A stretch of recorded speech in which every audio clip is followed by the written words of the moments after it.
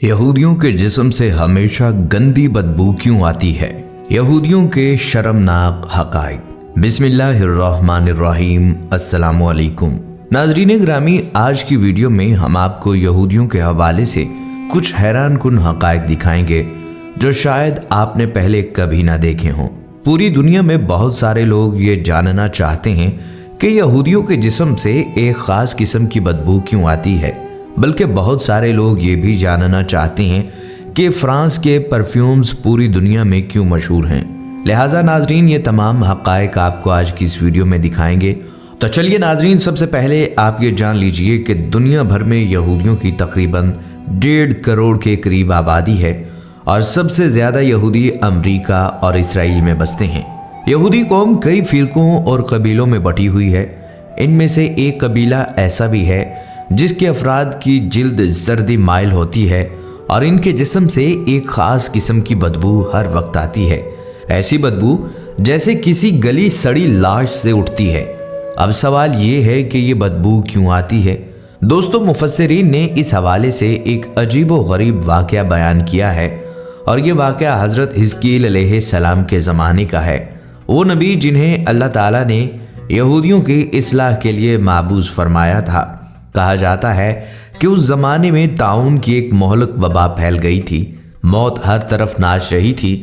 हर दिन हर घर से जनाजे उठने लगे। इस खौफनाक मंजर से घबरा कर यहूदियों की एक बड़ी जमात, जिनकी तादाद तकरीबन 70,000 बताई जाती है, अपने शहर को छोड़कर एक वीरान जंगल की तरफ भाग गए। उनके दिलों में एक ही ख्याल था कि शायद मौत से बचने का कोई रास्ता निकल आए। लेकिन नाजरीन, मौत से कौन भाग सकता है? अल्लाह ताला को अपनी इस मखलूक की ये हरकत सख्त नापसंद आई। लिहाजा अल्लाह ताला ने एक अजाब के फरिश्ते को हुक्म दिया और उसने एक पहाड़ की आड़ में खड़े होकर एक चीख मारी। एक ऐसी चीख जिसकी गूंज ने पूरे जंगल को हिला कर रख दिया और फिर लम्हों में वो सब के सब 70,000 इंसान बगैर किसी बीमारी के अचानक मर गए। ज़मीन उनकी लाशों से भर गई। हवा उनके जिस्मों की बदबू से बोझल हो गई। दिन गुजरते गए। लाशें बेगोरो कफन पड़ी रहीं, गलने सड़ने और इस बदबू ने पूरे इलाके को अपनी लपेट में ले लिया। कुछ नेक दिल लोगों ने रहम खाकर इन लाशों के गिर्द दीवारें उठा दी ताकि दरिंदे इन तक पहुंच ना सकें, लेकिन उनकी लाशें वहीं उसी हालत में पड़ी रहीं। फिर एक दिन हज़रत हिज़कील अलैहिस्सलाम का गुजर उस वीराने से हुआ। वो मंजर देखकर उनकी आंखों से आंसू बहने लगे। 70,000 लाशें, बिखरी हुई हड्डियां और उनके चेहरों पर जैसे खौफ मुंजमद हो गया था। हज़रत हिज़कील अलैहिस्सलाम ने आसमान की तरफ हाथ उठाए और अल्लाह से अर्ज़ की, या रब, ये तेरी ही मखलूक थी। ये लोग तेरी हम्दो सना करते थे, तेरी तौहीद बयान करते थे। उन्होंने ख़ता की, लेकिन इन्हें अपनी रहमत से महरूम ना फरमा।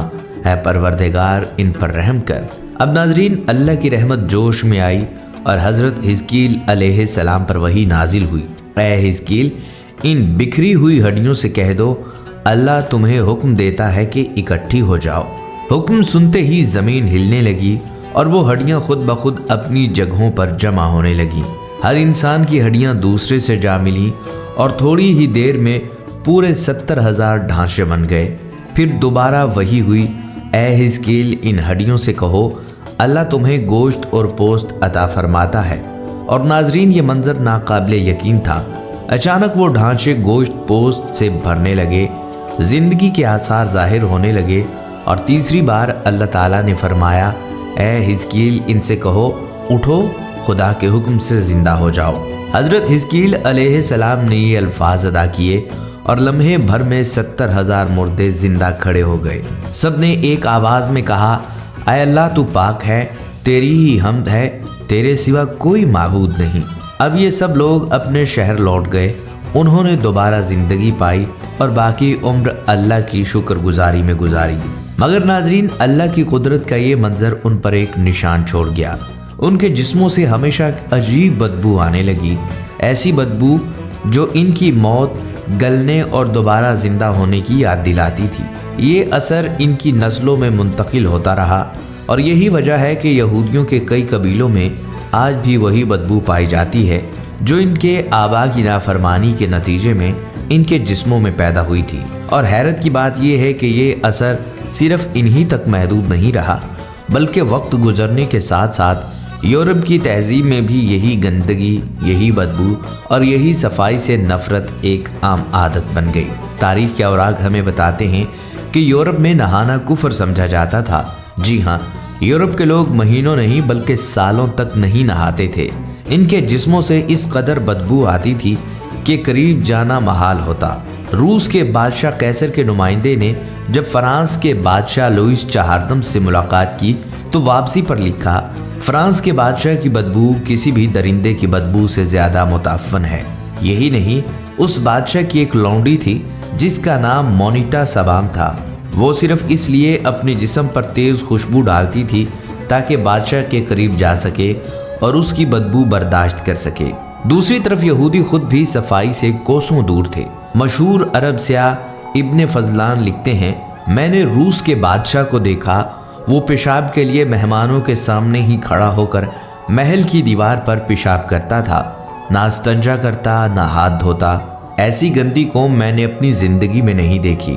अब जरा अंदलस के जालिम दौर की तरफ आएं।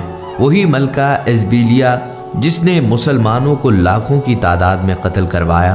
तारीख बताती है कि वो पूरी जिंदगी में सिर्फ 2 बार नहाई।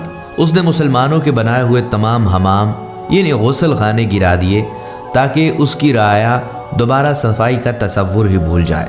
और यही सोच स्पेन के बादशाह फिलिप दोइम की भी थी, जिसने नहाने पर पाबंदी लगा रखी थी। उसकी बेटी अजाबेल दोइम ने यहाँ तक कसम खाई थी कि जब तक शहर का मुहासरा खत्म नहीं होगा वो अपना अंदरूनी लिबास भी नहीं बदलेगी।